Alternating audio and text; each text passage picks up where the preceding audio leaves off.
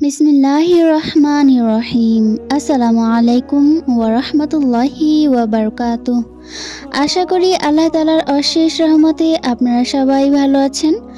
আমিও ভালো আছি আলহামদুলিল্লাহ। আজ আমরা শুনব চমৎকার 3টি ঘটনা সরাসরি হাদিস থেকে। তাই ভিডিওটি সম্পূর্ণ দেখার অনুরোধ রইল। তাহলে চলুন আর কথা না বাড়িয়ে ঘটনায় যাওয়া যাক। ঘটনা 1, 2টি মেয়ে ও একটি সন্তান। হযরত আবু হুরায়রা রাদিয়াল্লাহু তাআলা আনহু হতে বর্ণিত, আল্লাহর রাসূল সাল্লাল্লাহু আলাইহি ওয়াসাল্লাম বলেন, দুইজন মহিলা ছিল, তাদের সাথে 2টি সন্তানও ছিল। হঠাৎ একটি বাঘ এসে তাদের একজনের ছেলে নিয়ে গেল। সঙ্গের একজন মহিলা বলল, তোমার ছেলেটি বাঘে নিয়ে গেছে। অন্য মহিলাটি বলল, না, বাঘে তোমার ছেলেটিকেই নিয়ে গেছে। অতঃপর উভয় মহিলা দাউদ আলাইহিস সালামের নিকটে এসে বিরোধী মীমাংসার জন্য বিচার প্রার্থী হলো। তখন তিনি ছেলেটির বিষয়ে বয়স্কা মহিলার পক্ষে রায় দিলেন।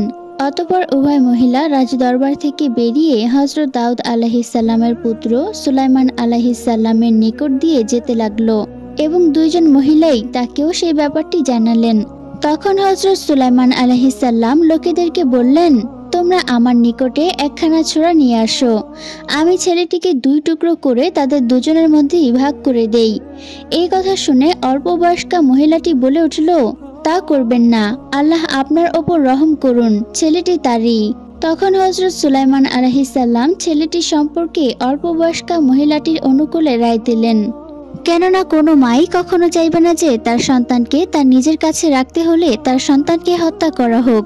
এতেই বোঝা যায় যে ওই অল্প বয়স্কা মহিলাটিরই ছেলেটি ছিল। সহিহ বুখারী হাদিস নং 3427। ঘটনা 2, হযরত ইব্রাহিম আলাইহিস সালাম ও সারা আলাইহিস সালাম। হযরত আবু হুরায়রা রাদিয়াল্লাহু তাআলা আনহু বলেন, নবী করিম সাল্লাল্লাহু আলাইহি ওয়াসাল্লাম বলেছেন, ইব্রাহিম আলাইহিস সালাম সারা আলাইহিস সালামকে সঙ্গে নিয়ে হিজরত করলেন এবং এমন এক জনপদে প্রবেশ করলেন যেখানে এক বাদশা ছিল, অথবা বললেন এক অত্যাচারী শাসক ছিল। তাকে বলা হলো যে ইব্রাহিম নামক এক ব্যক্তি এক পরমা সুন্দরী নারীকে নিয়ে আমাদের এইখানে প্রবেশ করেছে। সে তখন তার নিকটে লোক পাঠিয়ে জিজ্ঞাসা করল, হে ইব্রাহিম, তোমার সঙ্গে এই নারী কে? ইব্রাহিম আলাইহিস সালাম বললেন, আমার বোন। অতঃপর তিনি সারা আলাইহিস সালামের নিকটে ফিরে এসে বললেন, তুমি আমার কথা মিথ্যে মনে করো না। আমি তাদেরকে বলেছি যে তুমি আমার বোন। আল্লাহর শপথ, দুনিয়াতে এখন তুমি আর আমি ব্যতীত আর কেউ মুমিন নেই, সুতরাং আমি আর তুমি দিনী ভাই বোন। এরপর ইব্রাহিম আলাইহিস সালাম বাদশার নির্দেশে সারা আলাইহিস সালামকে বাদশার নিকটে পাঠিয়ে দিলেন। বাদশাহ সারা আলাইহিস সালামের দিকে অগ্রসর হতে লাগলো। সারা আলাইহিস সালাম ওযু করে সালাতে দাঁড়িয়ে গেলেন এবং এই দোয়া করলেন যে, হে আল্লাহ, আমিও তোমার ওপর এবং তোমার রাসূলের ওপর ঈমান এনেছি এবং আমার স্বামী ব্যতীত সকল হতে আমার লজ্জাস্থানকে সংরক্ষণ রেখেছি। তুমি এই কাফিরকে আমার উপর ক্ষমতা দিও না। তখন বাদশাহ বেহুশ হয়ে মাটিতে পড়ে পায়ের আঘাত করতে লাগলো। তখন সারা আলাইহিস সালাম বললেন, এ আল্লাহ, এ যদি মারা যায় তবে লোকে বলবে এই স্ত্রী লোকই একে হত্যা করেছে, তুমি তার জ্ঞান ফিরিয়ে দাও। তখন বাদশাহ জ্ঞান ফিরে পেল। এইভাবে 2 বার অথবা 3 বার পর বাদশাহ বলল, আল্লাহর শপথ, ইব্রাহিম তো আমার নিকট এক শয়তানকে পাঠিয়েছে, একে ইব্রাহিমের নিকটে ফিরিয়ে দাও এবং তার জন্য হাজরাকে হাদিয়া স্বরূপ প্রদান করো। সারাহ আলাইহিস সালাম ইব্রাহিম আলাইহিস সালামের নিকটে ফিরে এসে বললেন, আপনি জানেন আল্লাহ তাআলা কাফিরকে লজ্জিত ও নিরাশ করেছেন এবং সে আমাকে একজন বাদী হাদিয়া হিসেবে দিয়েছে। সহিহ বুখারী হাদিস নং 2217। ঘটনা 3, 61 মানুষ হত্যা ও আল্লাহর ক্ষমা।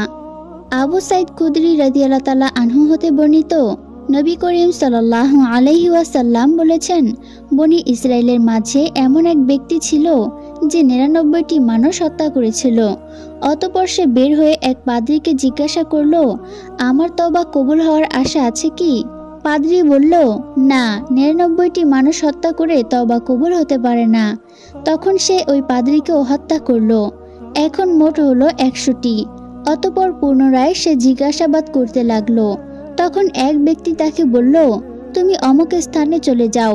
সে রওনা হলো এবং পথিমধ্যেই তার মৃত্যু এসে গেল।